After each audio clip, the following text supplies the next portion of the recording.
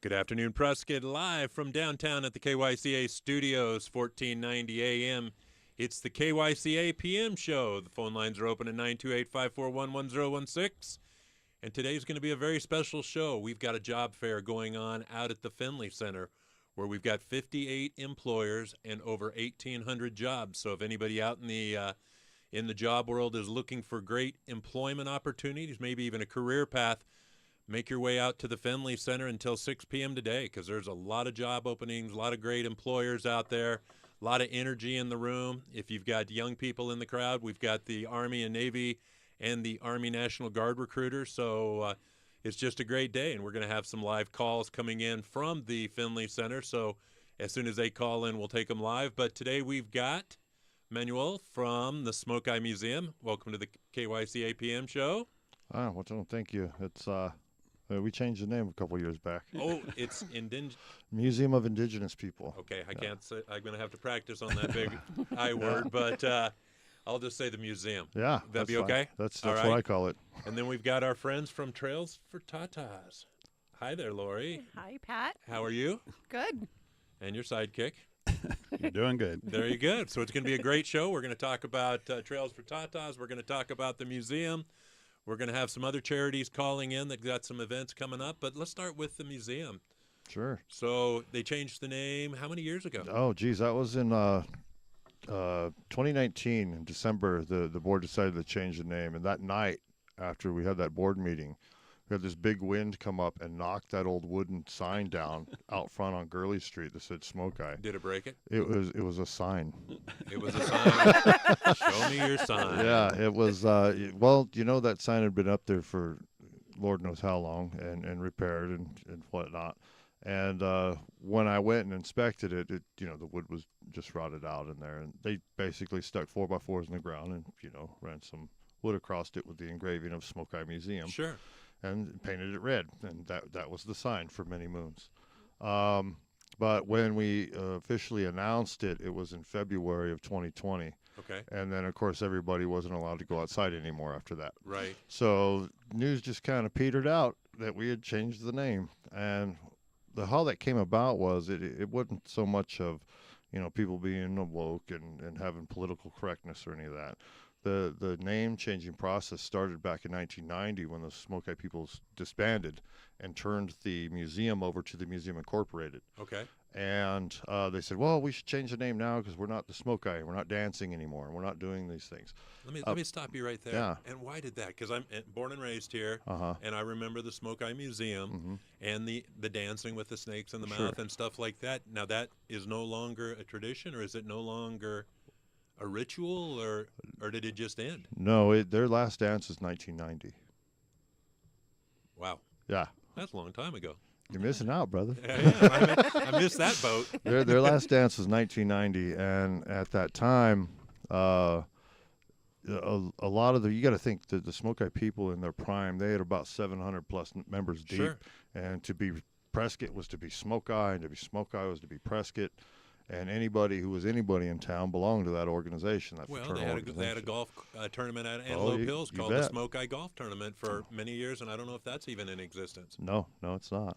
Wow. So the Smoke Eye people, and there's a bit more than a handful of them left here in town, with their little tattoos on their left hands. Sure. And, but they started declining in membership, and talking to one of the gentlemen at one of the dinners that we would put on for them every year until they told us to stop because they were getting a little too old to be getting out and moving around and Sure. whatnot. But we used to put a dinner on for them every year. And one of the gentlemen was telling me that it was too much work and not fun anymore. When you're losing membership and younger people aren't signing up to be part of Dad's club or Grandpa's club or what have you, that just membership kind of petered out and times changed. Mm-hmm. So when we were thinking about rebranding, and to be honest with you, when we would apply for grants, let's say with Endowment of Humanities and so on, federal grants and stuff to help us perpetuate the museum and our collections and all these things, archaeological and ethnological collections and so on, it'd be somebody in Washington, D.C. reading our grant application, and they would Google Smoke Eye, and they would find out the history, and they'd say, "You guys are racist," and deny us. Yeah, Wow. Well, what does But- Smoke Eye stand for? it's made up. Okay. It's a completely made up name. So what you had was in 1921, some business folks here in town who were looking to save the world's oldest rodeo. And we all know that's Prescott's claim to fame, baby. Sure. You know, and I go to the rodeo. I love it. And heck, when I got out of the service, I was riding bulls myself for a little while. Good. Not here, but I was doing it. And what branch of the service were you in? Army, all the Huh? way. Whoa. All the way. So, anywho, they in 1921 they were raising money for the rodeo by putting on the black minstrel shows Right. at the Elks Theater, and of course we know that ain't right no more. Right. But so to go from that blackface character to redface character is what they did. One of them once, when he was 15, once saw a Hopi snake dance once and decided that that's what they were going to do. You already had the cowboys with the rodeo. Sure. So they were going to do Indians, and they called themselves the Way Out West Players. And they put together this show, basically putting on Indian ceremonials, the snake dance being one of them. And I mean, these guys, they didn't just do Hopi snake dance. They did a lot of stuff, Aztec and hoop dance, and they did some powwow type stuff. And it wasn't just mimicking Hopis. It was mimicking various tribes. And they found themselves in a time period where you had these coffee book tables with photographs by Edward S. Curtis. And, you know, his photographs are pretty famous. It's close-ups of Grandma, and by golly, you can see every wrinkle on her face. And beautiful photographs. But the name of that coffee book table was The Vanishing Race, as if all, you know, Native people were going away and all vanishing and whatnot. So this was in their heads, and many of them believed in their heart of hearts that they were saving Indian culture by doing this, because all the Indians are dying off or what have you. I'll give you an example. I've had folks come into the museum, and I would introduce myself, you know, in my father's tongue, my grandfather's tongue, and it basically said, "Hello, my name is Manuel Cerro, and I'm a Cherokee Indian." And some feller would tell me, "You know, son, all the real Indians are dead." And wow, I better let Dad know, you know. Yeah, my mom's Irish and my dad's native, which means I love to drink, but I can't handle it. Right. Yeah. And she's my Little best fire joke. water. Yeah, she's my best joke there. Right. Right. But so they had it in their heads that you know we Native people were a vanishing race, and it was up to them, you know, and it's their burden to preserve Indian culture. So with putting on these shows, they had these three very influential women here in Prescott that were helping them out. One of them used to actually live amongst the Hopi people, and she lived there for 7 years and become part of their societies and so on. And she was a lady by the name of Katie Corey. And then you had another influential woman here in town that promoted the heck out of these guys in their shows. Her name was Grace Sparks. Right. Mm-hmm. The activity center's named after You Grace. betcha. You Definitely. betcha.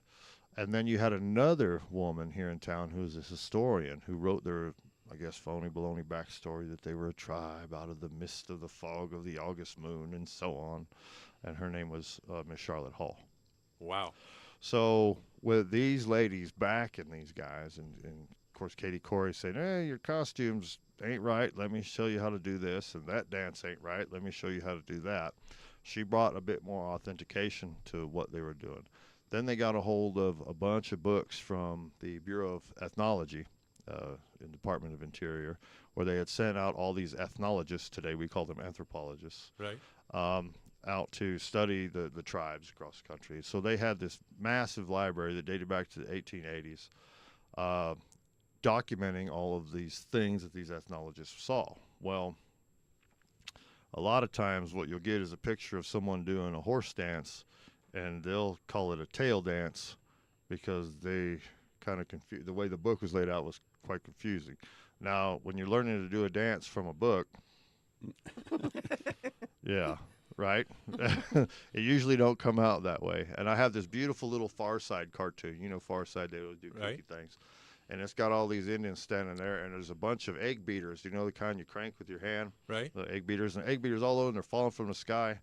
And all these Indians are looking around confused, and one of them has a book out and says, "Oh, I see where we messed up. It's 2 to the left and 1 to the right."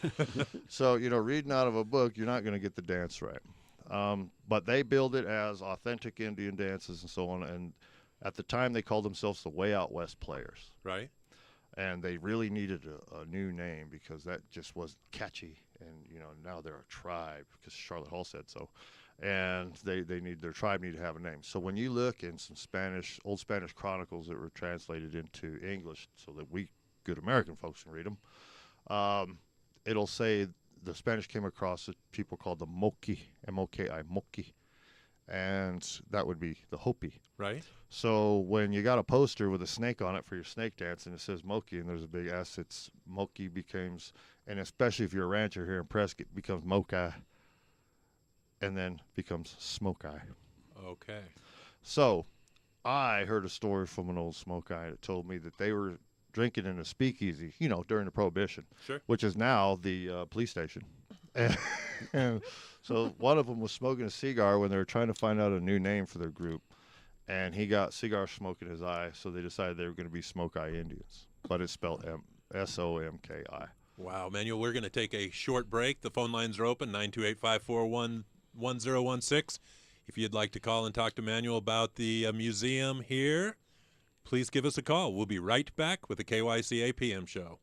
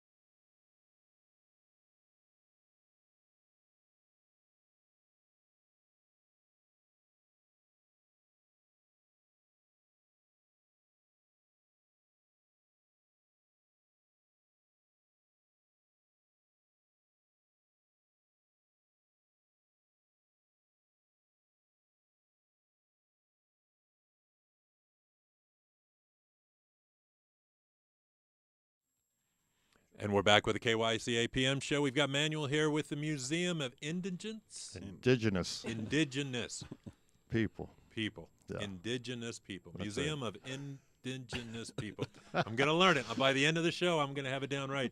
So, Manuel, man, I'm going to bring you back again because I'd really like to deep dive into the history of this. But so you're considering, you know, back to the Smoke Eye really is just a fictitious. It was a fictitious name.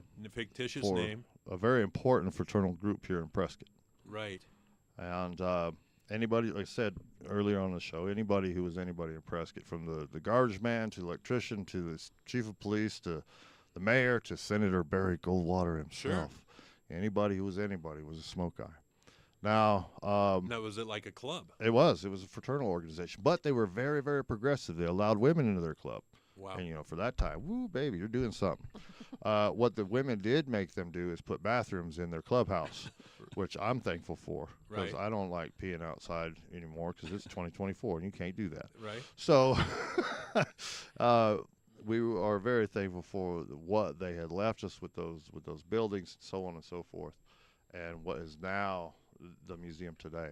So when the Smoke Eye people disbanded and finished dancing in 1990, in 1991 they turned the 3 buildings and the property there that they set on, and about $5,000 in the bank over to the museum incorporation. And at that time, there was talk of changing the name.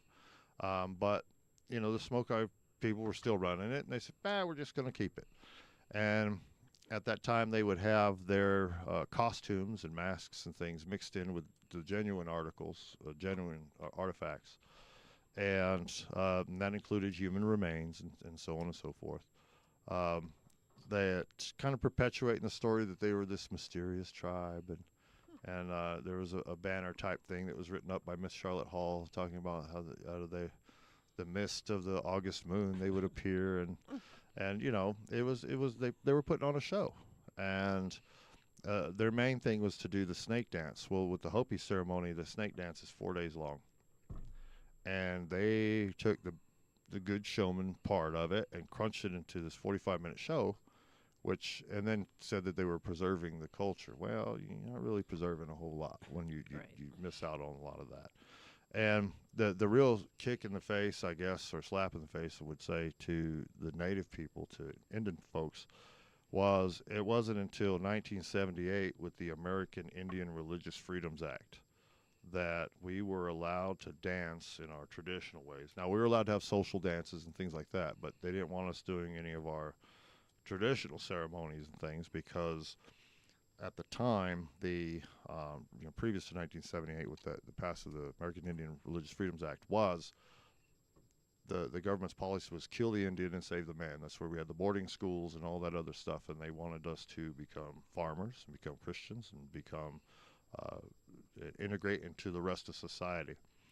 Well, not a lot of folks are aware of that, and so with these guys that were not only doing these ceremonials, but they were charging tickets at the gate to watch a show when we wasn't actually allowed to do them at all. So when I was a little boy and I was knee high to a grasshopper, my dad would drive his Oldsmobile up in the hills and park it, and drums would be going. He'd pop the trunk and he'd pull cedar boxes out, and we'd get our eagle feathers out, and whatnot, and then we'd go dance. But we had to hide because we were afraid we were going to get arrested for it. Wow. And this is 1978. That wasn't that long ago. That wasn't that So you long can ago. see how some Native folks were upset about what the Smoke Eye were doing. Right. Did they do a lot good here in the community? Hell yeah. They saved the rodeo, by God. Sure. 100 years ago, they saved the rodeo. And because of the Smoke Eye, we still have that. And because of the Smoke Eye, we have these buildings and this collection of cultural resource material. And so that thought of name change isn't something new and something that the outsiders have come here and decided to change. That's not how that happened. When we did decide to rebrand, were we really about this group of white guys that used to dress up? No, the museum is about American Indians. It's about Native Americans. It's about indigenous people of the Americas. So we put together like a little council, if you will, made up of local business owners and city councilmen and some old former Smoke Eye and then museum board members. And they got together and talked, and it came down to, well, who are you, really? And the answer was, well, we're a museum for indigenous people. Because you could say Native American, but, Billy, my next-door neighbor, I was born here, I'm a native. Well, no, your folks are from France, sir. But, well, so who are you? Well, we're a museum for indigenous people. So, well, then that's your name. And with that, one of the was like, right, we're done here. And he got up and walked out.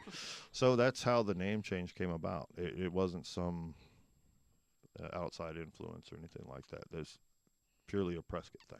Wow. I'm going to be covering for Lisa's show on October 28th. I'd love to have you come in at 9 a.m. and do the whole show with me if you would. Oh, sure. You available? I'd Yeah, love absolutely. to really deep dive into this. So you guys are doing some fundraisers and you're having some events? We are. And we just had our rug auction, which was pretty good. Again, that's got some, Navajo rugs and American Indian art from all over the continent. And folks have an opportunity to go there and buy something authentic and know they're not getting some on eBay from stinking China or wherever else. Right. This is real Indian art. And what that does, too, is it perpetuates that art style. I mean, you think about it, we had Navajo rugs in there that went back to the 1800s, but how many more weavers are there out there left on the reservation? Right. You know, these kids are into their smartphones, their idiot bricks, Right. just like everybody else. I mean, we're all Americans. But so they're kind of going by the wayside, these weavers. So if we continue that market and continue this thing that these younger people can get into and learn from their mothers and their grandmothers how to do this, then I think it makes us all better as Americans. Sure. And that we have a homegrown thing that is only made here, that goes all over the world. It goes internationally, this art. So that, you know, we're perpetuating that with these auctions and sales and whatnot. But we also have the powwow coming this weekend. Okay. So over at Watson Lake, Friday, Saturday, and Sunday. We usually kick off on Friday around 3 or 4 Indian time, which means it could be 3, it could be 4. You know, Is that kind of like, is that manana? Yeah, Kind know. of manana? Yeah, it's, you know, things happen when they're ready to happen. They say don't use white man's time; it'll give you stomach cancer. You're worried all the time. Just let it happen. Right. So yeah, about 3 or 4 in the afternoon, we'll kick off on Friday, and those drums will go to about 10 o'clock at night. So all them people buying houses up in the Dells, you get ready for that. Don't be complaining when you hear Indian drums all night long. Good. And what would people need to do to be able to come to this? Drive up there and park your car and walk into the park. And how much is the admission? I think they're doing adult admission this year. Of course, the price of everything, and we was having this conversation before the show, the price of everything has Right. gone up. So I believe it's adult admission is $8, and I think with kids, of course, they're free and so on. Sure. So it's a good time to be had. The powwow will go again on Saturday from about 10 in the morning, and we'll go again to about 10 o'clock at night. Wow. And then Sunday we'll start again around 10, 11, again Indian time, you know. Right. And then we'll go to about 3 or 4 because folks got to go home, go to work, go back to the res or wherever they Right. got to go. We usually we have about 100 or so dancers out there from different parts of the continent. The jingle dress dancers from the Great Lakes area, the Northern Plains traditional dancers, Southern Plains dancers of Oklahoma, fancy dancers and fancy shawl and butterfly dancers and hoop dancers and all kinds of folks out there. So it's a good time to be had. And of course, you can get yourself some greasy fry bread. Nice. And Nice. everything that good food that charges your diabetes up, you know. Right. And there'll be art vendors out there, and so if you got a sweetheart with you, take them out there and buy them something pretty, and they'll love you for it. There you go. Well, Manuel, thank you very much, and I hope you can stay in case we do get some calls. I'm sure. We'll be here till 5. We're going to take a break on the KYCA PM show, and we'll be right back.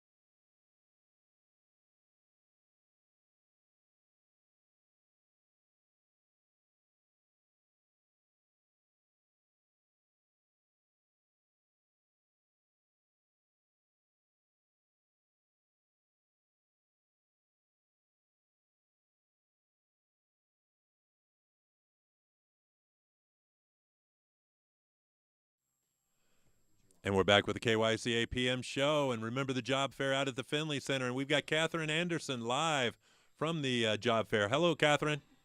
Hey, Pat. Thanks for having me on today. What's going on out there? We have a hopping job fair going on right now. We have over 50 companies here at Finley Toyota Center, and we've already had 300 job seekers here. 300 job seekers? Yep, it has been so busy. There's so much activity going on here. Wow, and there's probably still people coming in the door, and they've still got an hour and a half. Yep, we are live until 6 o'clock, and yeah, we've had just people nonstop coming through the door. Can you tell us some of the companies that are out there hiring? Yeah, we've got Yavapai County, Yavapai Regional Medical Center, Fan Contracting, Yavapai College, Embry-Riddle, City of Prescott, and just so many more. All industries are represented here today. And about 1,800 jobs is what I had heard. Yeah, when you start adding up all the different openings that these companies have, it is over 1,000 jobs, like you said. So if I was a job seeker, what would I need to bring to this event this afternoon? I would bring at least 10 copies of your resume, if not more, and just dress up. A nice pair of pants, a nice shirt, and just, dress to impress. And come ready to meet your next employer. And are there companies that are going to be hiring on the spot? There's always companies that will hire on the spot. I just can't tell you which ones because they don't even let us know that. There you go. Well, thank you very much for calling in. Remember the job fair today at the Finley Center from 3 to 6 p.m. Bring a friend, and if you're looking for work, this is the place to be this afternoon. Yes, definitely. Thank you, Pat. All right, we'll see you in a little while. All right, bye. Lori, Pat. Trails for Tatas. Yeah. How's it going? It's almost a month away. A month away. Yep. It's going. It's going. Well, you guys have had a lot of fundraisers. A lot of restaurants have stepped up this year. We have, yeah. I've had to do at least 2 a month to get them all in. Wow. And have they been very productive? They have been very productive. So let's start, and I know you guys have been on my show before, but let's talk a little about Trails for Tatas, the inception of it, what the goal is, and what happens. We were in a club meeting 5 years ago and decided that we wanted to do start raising money for something, and the breast care center happened to be the topic that came up, and we've been raising money for them ever since then. To date, we've raised over $180,000 for the breast care center. Wow. We have a goal this year. What's the goal? We want to hit $250,000. That's a big goal. It is a big goal. How close are you? Not close enough. So okay. So 5 years ago with Summit 4x4, Yes. you were just sitting around a table and said, we want to do a fundraiser. Yep. And it went from a $1,500 auction that year to almost $60,000 last year. Wow. And how many people attend the events? And we're counting on at least 200. And all the money goes for breast cancer over at Dignity Health. Directly to the breast care center through the YRMC Foundation. Okay, so let's dig a little deeper. I always like digging a little deeper. So somebody just moved to Prescott. They don't know much about 4x4ing. And Summit 4x4 has all these events and training classes and stuff. We do. What would you just suggest to somebody that says, you know what, I just moved to Prescott, I'm going to go get me a 4x4. What's next? First of all, I would tell them where to get it. Okay, well, that's good. Because Summit 4x4 sells off-road vehicles. Right. Used. Right. And then the two clubs, the 4x4 Club and the Girls Tribe, we have quarterly trainings. We do 2 runs a month. We can teach you how to drive it. And so what does a run consist of?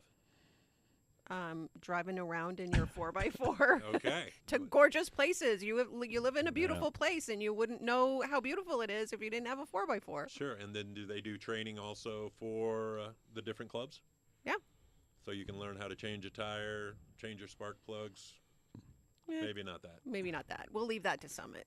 There you go. Well, that's good. So back to the Trails for Tatas. So this money all goes for breast cancer, and you guys are doing it. I mean, it's a grassroots effort. I mean, you're not getting any big city sponsors. I mean, Summit, and you get local sponsors, but it's not like a national sanctioned event. It's not. I tried to get Jeep as a sponsor, and they haven't answered me. They so haven't called you back yet? no, I'm going to stay on them though. Okay, keep calling them. Keep calling Mr. Jeep and That's say, right. hey, so, the brainstorm of breast cancer. So, I mean, it's just amazing, breast cancer. I mean, you hear more and more about it every day. I mean, and the women that get it are very humble. They don't go out and make a big deal out of it, but behind the scenes, you can see that it's a tough thing to go through. It's very tough. And all the money from the Trails for Tata goes to the breast cancer over at Dignity Health, so that makes it, more local. Well, and the money that we raise is earmarked for the patients that are undergoing treatment to help provide wigs if they're losing hair, house cleaning services if they're just exhausted and can't clean their house. Mm-hmm. Anything that the nurse navigators feel that they need, our money's there to help them. Yeah, 1 in 8 women are diagnosed with breast cancer. So, Wow. And it's probably going to get tougher than that before long. I mean, it's a tough disease, but every woman that I've known that ever had breast cancer was a fighter and fought until they were diagnosed with no more cancer, or Yep. until they paid the ultimate sacrifice and lost their life because of it. But what a passionate thing. So when you put it together the first year, was it just a few Jeeps, or was it what did the event look like? Victor's going to have to answer that one. I Uh-oh. was with Summit, but I was not at that event. Okay. yeah, it was a very small event. We did it off of Sheldon. We did a small run, and then they had a small auction. It wasn't a huge event, the very first one. Like Lori said, I think we only raised about $1,500 or $1,800. It wasn't a lot. Mm-hmm. But, yeah, it's grown to, from probably 24 people to 200 people. So it's really, we've grown it a lot over the last few years. So, Mm-hmm. Again, it's just a very interesting thing for a Jeep club to take on a big tasking with breast cancer. And, for the passion, you even have members of the clubs that have been diagnosed and going through treatment right now. They are. And you would be surprised how many people we meet that you wouldn't know, because it's not something that normally comes up in conversation, but we're always talking about Tatas, so they tell us about theirs. Right. Well, something. And then so your first year was very small, and then what was the kick the second, third, and fourth years? I want to say the second was like 30 some odd thousand. Then we went up to 50. 2 years ago, we actually did way better. We were about 64. And then last year was just under 60. Wow. You know what? We're going to take a break. The phone lines are open, 928-541-1016. If you've got a question for the Trails for Tata's team, give us a call, and we'll be right back.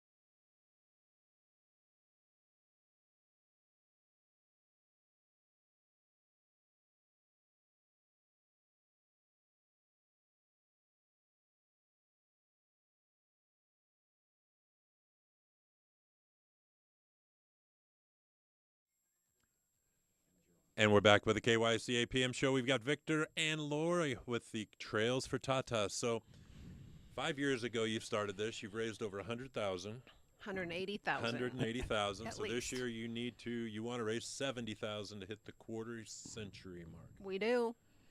How can we do it? We can do it by participating in our event that's coming up. The main Trails for Tatas event is on October 12th this year. Right? It will consist of breakfast. Then we'll have 4 separate trail runs, varying degrees of difficulty. They'll all meet back at Summit on Miller Valley Road, and we will have lunch. We'll have a bucket raffle. We'll have a 50-50 raffle, a little sign-on auction, and a big regular auction. A big regular Big auction. one. And some door prizes. And some door yeah. prizes. That's right, because you guys, Summit gets a lot of sponsors that donate mufflers and wrenches and stuff for your Jeep care. Yep, That's pretty cool. it is. So October 12th. How does somebody determine which? There's 4 different classes. How do they determine what their skill set is? I mean, I wouldn't know what my skill set is, but I don't drive a Jeep. I drive a Land Cruiser, by the way. Yeah, well, that's okay. We'll let those on our Will runs you let too. Land Cruisers Yeah, in? Well, that's yeah. a good thing. I'll put you on the easy run. With the Broncos and the Uh-oh, do you get a lot of Broncos part of the team? Well, the yeah. Broncos coming out now? we Yeah. do. Uh-oh. One of my neighbors. Uh-oh. He didn't go Jeep, huh? No. So so we have a easy run, 2 medium runs, and then a harder run. But yeah, if you had any question on which run, you can talk to us. We can recommend. Okay. And how many Jeeps are usually go on each of the runs? So we have a total of 80, so 20 per run, Okay. and that's a Forest Service issue. Right. Oh, that you can only have 20 per? Yeah. Wow. So we actually have to get a permit that we're doing it. So Mm-hmm. And then what is it, about a 2-hour ride? yeah, we try to keep it between 2 to 3 hours so that everybody's back at Summit by noon. Mm-hmm.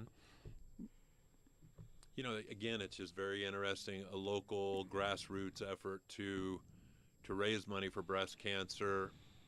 Again, I mean, it's just, how did you guys come up with the idea for breast cancer? I mean, did you look at a bunch of different charities? I mean, so many of us belong to so many different charities here. Like when we do the 100 Men, we pick 3 different charities and we go out and raise money for them. But, you know, was there one person that you thought that had breast cancer at the time that you said, hey, we want to do this in honor of them? As far as I know, no. Okay. That's not what happened. I'm not exactly sure how that came about. I was not in that meeting. Uh-huh. Somebody had to make the decision. Somebody did. Yeah. Somebody made it. And it keeps catching on. Yeah. And then do you see this going on indefinitely? Yes. Hey, if we hit $250,000, then we have another Then you goal. have another goal for a Yeah. half. That's right. I'm very goal oriented. Right. I need something to shoot for. So what got you both into Jeeping? I mean, you're not from Prescott. No. No. You moved in here. Were you even involved in 4x4s before you moved to the Prescott? Yeah, I started wheeling when I was 18, so Okay. I've been doing it for a year or 2. Start with mini bikes and dirt bikes, and then work your way enduros and all that. Work your way up. Yep. Had a Toyota 4x back in See, you're a Toyota guy. See, 1980. You know what you're driving. I had a Chevy Love before that. 4x4. No, 2-wheel drive. Did you take it out and beat it though? Oh yeah. There you go. And where did you live before? Orange County. Orange County. So we were out in Victorville, all in Uh-huh. Barstow, Calico, out in those deserts. Good. And you, Lori?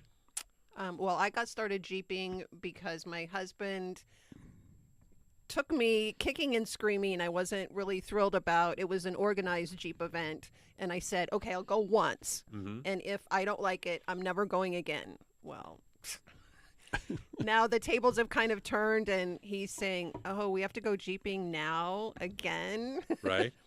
Yeah, we just took Lori on the Rubicon last week. Oh, so really? Tell us about that. It was an adventure. It was awesome. How many days? 2. Little overnight out there? Yep. A lot of people? It was actually pretty quiet compared to previous times that I've been. We only saw a couple groups, so it was actually nice because we only had to wait on a group once. Right. So, but they shouldn't have been where they were. They And now, should where not. is the Rubicon exactly? Up by Lake Tahoe, Okay, so So you guys are way up there, just west of Tahoe. and you drove your Jeeps all the way from here. No, we towed them You with the towed everything? motorhomes. Okay, probably a long ride to ride in the Jeep down the freeway. Yes. Yeah, it's about a 14-hour drive, so That's a pretty good haul. And how was the weather up there? gorgeous. It started to warm up a little bit towards the end of the week, but Now, is that above the lake then? Can you see the lake? you So- can as you're coming off the trail. Okay. But yeah, it's up by Loon Lake. There's some other lakes up in that area. So You know, I watched the, I think it's called Tail Meter or something like that tows vehicles out of yeah, in tow Utah. meter. Tomater. Tomater. Yeah, he's awesome. So we're going to take our final break. The phone lines are still open, 928-541-1016, and we'll be right back.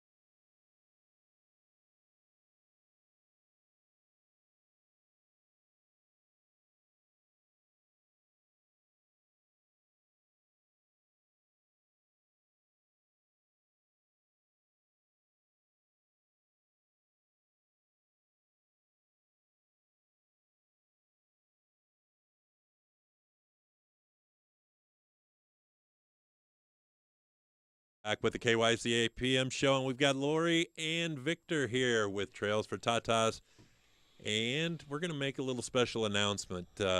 We weren't able to bring the handgun in, but Victor and Lori, on behalf of Marlon Tana Kuykendall, both my parents that passed away of cancer, we would like to donate with a anonymous other donator a Bursa handgun for you guys to raffle off in the Trails for Tatas again this year.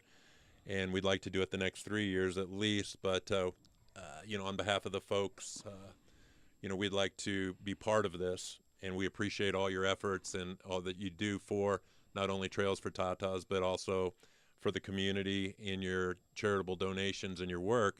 And we appreciate all you do. So afterwards, I'd like to give that to you. And I know you guys will raise money with it and hopefully add to the $250,000 cause. Well, thank you, Pat. We Yeah. appreciate that. You got it. So you're still looking for sponsors. Always looking for sponsors. Okay. So give us some hints of what kind of sponsors really. Hotel night stays. Well, no, we want sponsors that just write us a check. Okay. Well, that's one way Well, to do okay, but we also want the hotel stays. it. Right. Because for the auctions and the bucket raffles, we do need donations, and we live in a very giving community, and we have a bunch of really awesome stuff already, but we can always add to that. Sure. And what kind of prizes or what kind of raffle items do you already have? We have a lot of off-road stuff this year. Okay. We've worked really hard to get off-road stuff because we're a Jeep club. Right. But we have lots of gift baskets and gift cards, and it's not just off-road. We don't want to scare anybody off because there's also all kinds of gift baskets and stuff for everybody. So if somebody doesn't have a Jeep and they just want to show up for the event, can they come and buy raffle tickets Absolutely. and show up and donate and buy lunch and enjoy the day? Absolutely. So tell us about the day where they get tickets, the website. Our website is trails4tatas.com. That has all the information. It also has our contact information. So if you have any questions, you can either call, text or email either Victor or I, and we can answer all your questions. That's great. So what else is on the website? Now you got me curious about wanting to pull up my phone and start seeing what's on the website. There's some information about prior events. Mm-hmm. We have apparel. Oh, yeah, you can- need T for T merchandise. Hats. I do. I got a shirt. I got the black shirt with the pink. Hats specially made by our friend Eric. Yep, Eric the Eric man. does amazing hats, and our customers love them. Oh no, they're phenomenal. And, They are. You know, they're done here locally. And by the way, Eric also makes us some awesome earrings. They're Jeep Wave. Like, Are they pink? Are yeah, they pink? they are. How does he get the pink in there for I you? don't, because he's amazing. Eric, if you're listening, she likes the earrings. I love your earrings, Eric. So, again, it's just, you know, with the fascination of this is a Jeep club. And I don't know, do we have other Jeep clubs here? I know we have the Posse and the Jeep Posse and stuff. But are there other Jeep clubs in the area? I'm not sure in Prescott there are. In Arizona, yes. I know Method Coffee has a Toyota run. I think the Right. third Saturday of every month they go out and take the cruisers and Yeah. the 4Runners out. But I don't know of any other real Jeep organizations in the quads. Yeah, not locally. Yeah. Now, is Trails for Tatas, is that a 501c3? It is not. Okay. The hospital foundation is. So Okay, so- all donations and sponsorships are tax deductible. We can get the W-9 from the foundation From the foundation. because we're So- just kind of the middleman that gets the money and passes it along. So I know where Summit Jeep is, and now I'm looking at 80 Jeeps, and then I'm looking at used Jeeps. Where are you going to park everybody? That's going to be a mob scene. Well, the event is actually, the runs are leaving from our Prescott Valley location. Oh, okay. And just to the left of that, there's a big open lot that we can line up vehicles. And then the lunch is in Prescott. It is. So what time would people need to meet in Prescott Valley if they're going to want to go on a run? And is they pay there? No, they need to sign up on the website. Everybody Yeah. needs to sign up on the website. Yeah, we sold out last year, so And that's 80. 80 Jeeps and 80 vehicles. and 150 lunches. So How close are you to selling out right now? we're a little over a third, Okay, so getting you're close still- to half. Well, everybody's last minute anymore. Yeah. Right. Nobody does anything on time. It might be like the gentleman said earlier, Indian time is Right. whenever Yeah. it He is the- he has Indian time. We have Summit time. There you go. What's summit time? Is that right on the dot? Whenever it happens. There you go. So, where's Jesse? What's he up to? I'm not really sure. I haven't seen him out on the trails or doing any of his long distance rides or anything lately. He did one not too long ago. Yeah, they did Hole in the Rock. What's Hole in the Rock? That's up by Moab. Okay. That's a 2-day trail. We did it last year. Yep. So Is that a tough trail? it's a pretty tough. It's a long trail. Now, was the Rubicon pretty tough? Rubicon's not a tough trail, but it never stops. So it's just obstacle after obstacle after obstacle. So Did you have to use the winch quite a bit?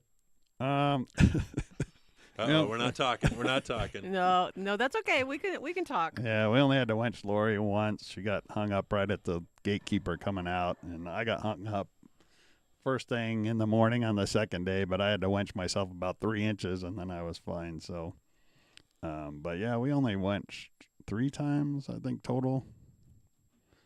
So yeah, it went well. It was a good trip. Nobody broke anything. That was the important part. I think Everybody that's the big thing anymore is just not breaking anything or breaking any equipment and having to get Right. towed out. everybody that started finished. So And nobody died. Nobody died. That's the big thing. That's yep. That's when you know you've made the difference. So October 12th, Yep. Summit 4x4, Yep. Trails for Tatas. Yep. And how much is lunch? $25. $25 for lunch, and then raffle tickets are You have to look on the website. It depends on how many The you more you- buy. the more you the buy, is the it- cheaper is they it- are. is that the way it is? Yes. Okay. yeah, except for the 50-50, we don't. Yeah. How is the 50-50? Have they been big numbers in that?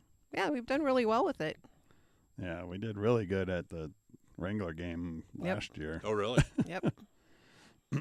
And So- sold a lot of tickets. And then what do you got coming up for meals? Because I always like to eat. The next one will be October 8th at Texas Roadhouse. Okay. And then we have the band Wheelhouse playing at the Windsock on September 27th from 6 to 10. Okay, and all proceeds go to Trails. Yes, they do. And then you guys do trivia night. Yep. And what nights are those? Monday nights. All from this month. Yeah. Okay. Any other news for the listeners on Trails for Tatas? Just go to the website. If you have any questions after that, So Culver's is going to be doing a roundup for the month of October. So Okay. we'll be Culver's of getting, Prescott. yeah, so we'll be getting all the roundup money for that. Outstanding. Lori and Victor, thanks for coming on the show today. And remember the job fair until 6 p.m. out at the Findlay Toyota Center. 58 employers, 1,800 jobs. Bring copies of your resume. Dress for success, and let's get you employed. And that's a wrap. Thank you for tuning in to the KYCA PM show. Have a great evening, Prescott.